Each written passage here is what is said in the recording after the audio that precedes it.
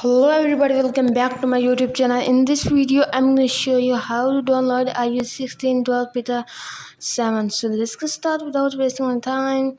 First of all, open up Safari browser and search for beta.apple.com.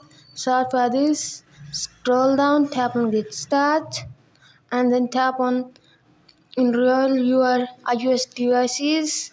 So as you can see, tap on download profile.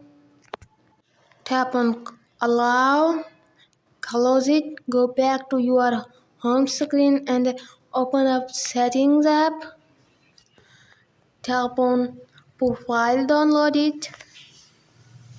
So as you can see, tap on install, enter your iPhone passcode, tap on install,